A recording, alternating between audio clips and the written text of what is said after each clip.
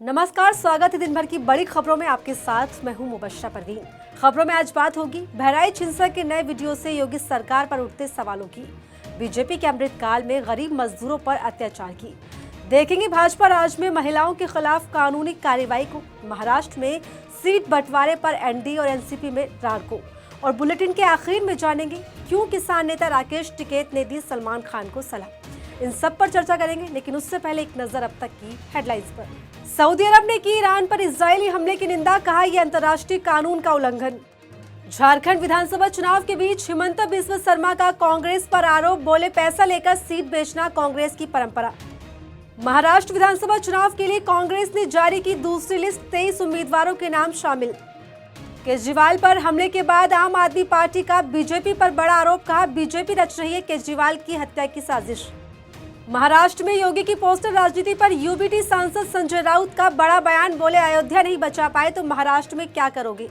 और अब खबरें विस्तार से और बात करते हैं आज की सबसे बड़ी खबर की। उत्तर प्रदेश के बहराइच में हुई हिंसा के बाद यूपी का शासन और प्रशासन दोनों ही कटघरे में है। हर दिन इस मामले से जुड़े नए वीडियो सामने आ रहे हैं जो योगी सरकार की हकीकत को बयां कर रहे हैं। इस बीच हिंसा का एक और वीडियो सामने आया जिसमें पुलिस की मौजूदगी में भीड़ जबरदस्त तरीके से तोड़फोड़ करती हुई दिखाई दे रही है। पूरी खबर क्या है, देखिए इस रिपोर्ट में। उत्तर प्रदेश के बहराइच में दुर्गा पूजा विसर्जन जुलूस के दौरान भड़की हिंसा मामले में लगातार माहौल गरमाया हुआ है। हिंसा के कई वीडियो सामने आए हैं जो पुलिस और प्रशासन की नीयत का पर्दाफाश कर रहे हैं। इस बीच घटना को लेकर सोशल मीडिया पर एक और वीडियो वायरल हो रहा है। इस वीडियो में भी पुलिस की लापरवाही साफ तौर पर दिख रही है।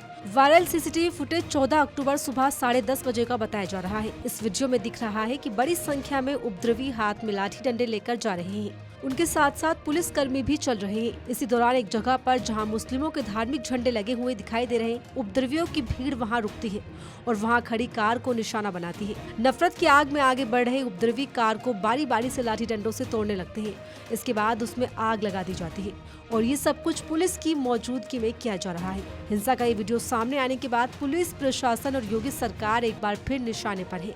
बहराइच में हुई हिंसा के लिए पुलिस प्रशासन और योगी सरकार पूरी तरह से जिम्मेदार है।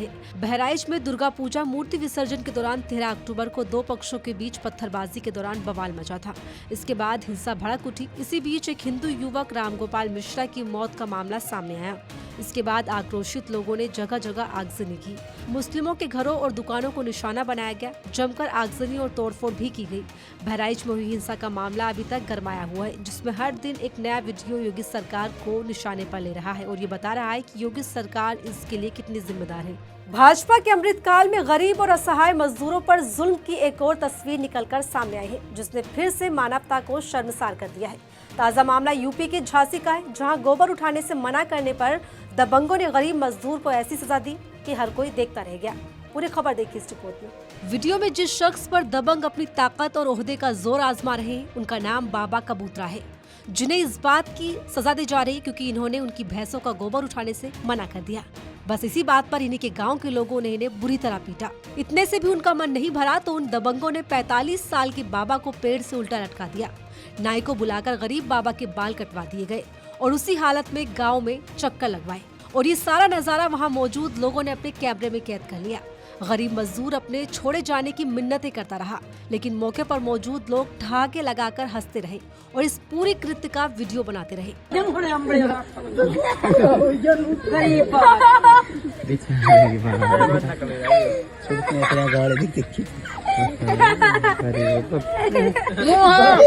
गरीब मजदूर जब दबंगों के चंगुल से छूटा तो पुलिस के पास शिकायत लिखवाई, लेकिन पुलिस ने नहीं सुनी। लेकिन घटना के कुछ दिन बाद जब ये वीडियो सोशल मीडिया पर वायरल हुआ तो पुलिस को लगा कि मामला उतना हल्का नहीं है जितना उन्होंने उसे समझा।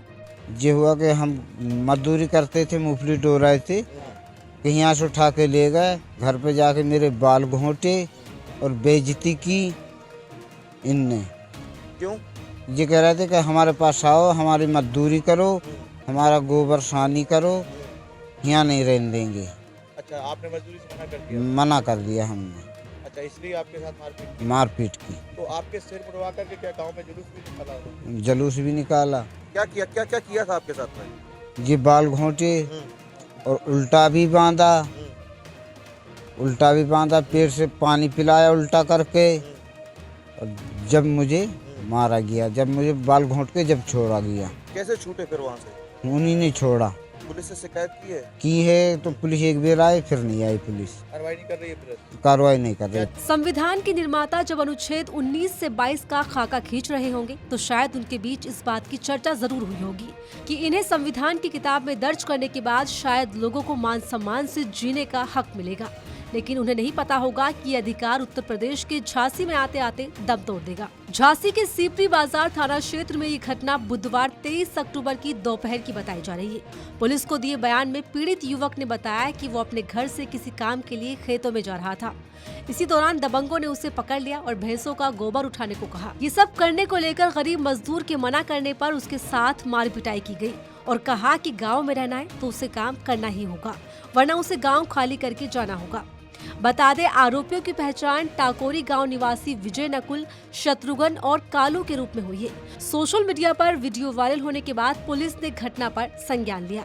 वाराणसी की रोशनी कुशल जायसवाल एक बार फिर से चर्चाओं में है। कांग्रेस की नेता और प्रवक्ता होने के साथ रोशनी को इस बात की सजा मिल रही है कि वो अक्सर सरकार के विरोध में कुछ भी लिखती हैं तो उन्हें भाजपा के नेताओं की तरफ से बलात्कार की धमकियां दी जाती है। अब एक बार फिर से रोशनी जायसवाल ने भाजपा नेता के खिलाफ आवाज उठाई है। पूरी खबर देखिए इस रिपोर्ट में। वाराणसी से कांग्रेस की प्रवक्ता रोशनी कुशल जायसवाल अक्सर अपने सोशल मीडिया प्लेटफॉर्म पर सरकार विरोधी टिप्पणियों को लेकर चर्चा में रहती है, लेकिन सरकार के विरोध में लिखना उनको तब भारी पड़ गया जब भाजपा कार्यकर्ताओं की तरफ से उन्हें लगातार रेप की धमकियां मिलने लगी। इन धमकियों से परेशान होकर रोशनी जायसवाल ने वीडियो बनाकर ये संदेश दिया है कि महिलाओं को अपने अधिकारों और सुरक्षा के लिए बोलना बंद कर देना चाहिए। मैं हर महिला से हाथ जोड़ के विनम्र निवेदन करना चाहती हूँ कि आप अगर बलात्कार की धमकी झेल रही हैं तो आवाज मत उठाइएगा। अपने पति से भी कहिएगा, अपने घर वालों से भी कहिएगा कि हाथ में चूड़ी डाल के बैठ जाए, लेकिन आवाज ना उठाएं, वरना आप क्रिमिनल बन जाएंगे। गलत आपके साथ होगा, 4 साल से धमकियां आपको मिलेंगी, लेकिन अरेस्ट आप होंगे, जेल में आप जाएंगे, आपके घर को कुर्की करने का आदेश भी दिया जा सकता है। दरअसल ये मामला 15 सितंबर का है, जब वाराणसी के प्रेमचंद नगर कॉलोनी में रहने वाले भाजपा कार्यकर्ता सैफरोन राजेश सिंह के घर पहुंचकर रोशनी जायसवाल ने उसकी पिटाई कर दी थी। रोशनी का आरोप है कि राजेश सिंह उन्हें लगातार रेप करने की धमकी देता था। इस घटना के बाद रोशनी जायसवाल के ऊपर 307 हाफ मर्डर और कई गंभीर धाराओं के तहत मुकदमा लगा दिया गया। मैं वही रोशनी कुशल जायसवाल हूँ जिसने 15 सितंबर के दिन बलात्कार की धमकी देने वाले सैफरोन राजेश सिंह को एक झापड़ चलाया, जिसके बदले में मेरे ऊपर 307 हाफ मर्डर लगाया जा चुका है, 117 की धारा लगाई जा चुकी है और भी कई धाराएं लगाई जा चुकी हैं, जिसकी वजह से मैं 40 दिन से स्पॉन्डेंट थी। कांग्रेस प्रवक्ता रोशनी जायसवाल का आरोप है कि पिछले 40 दिनों से रोशनी का पति, भाई और 5 अन्य लोग जेल में हैं।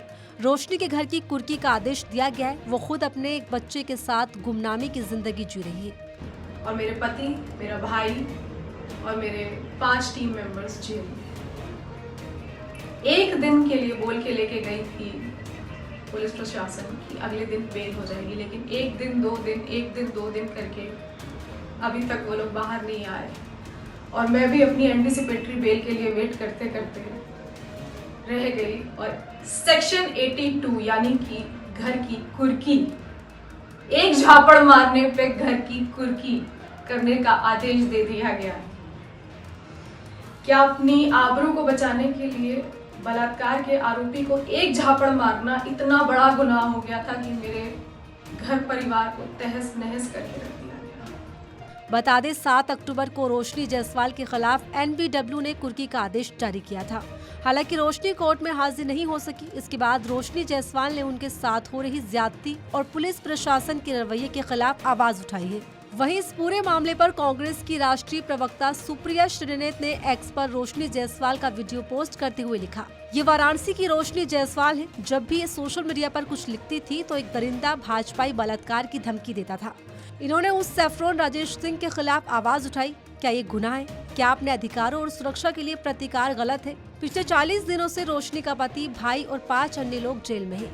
रोशनी के घर की कुर्की का आदेश दिया गया है। वो खुद अपने एक बच्चे के साथ गुमनामी की जिंदगी जी रही है। क्या चाहता है पुलिस प्रशासन कि एक औरत चुपचाप बलात्कार की धमकी सहती रहे? ये कैसा न्याय है जहाँ पीड़िता को ही प्रताड़ित किया जा रहा है?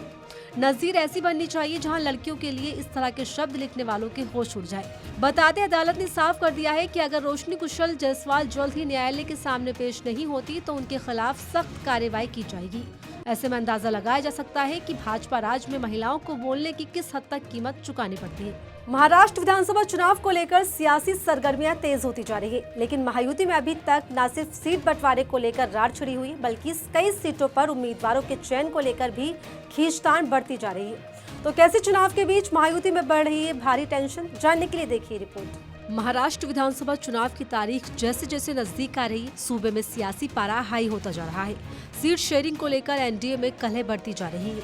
एक तरफ अजीत पवार ने उम्मीदवारों की नई लिस्ट जारी कर दी है। इस लिस्ट में सना मलिक और जिशान सिद्दीकी का नाम शामिल है। हालांकि पार्टी की लिस्ट सामने आने के बाद इन दोनों ही नामों की चर्चा जोरों पर हो रही है।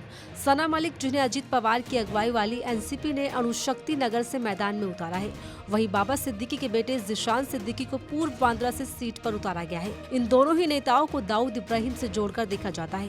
हालांकि बीजेपी ने पहले ही अजित गुट को इस मामले में चेतावनी दे दी थी। डिप्टी सीएम देवेंद्र फडणवीस ने साफ कह दिया था कि उनकी पार्टी दाऊद से जुड़े लोगों का समर्थन नहीं करेगी।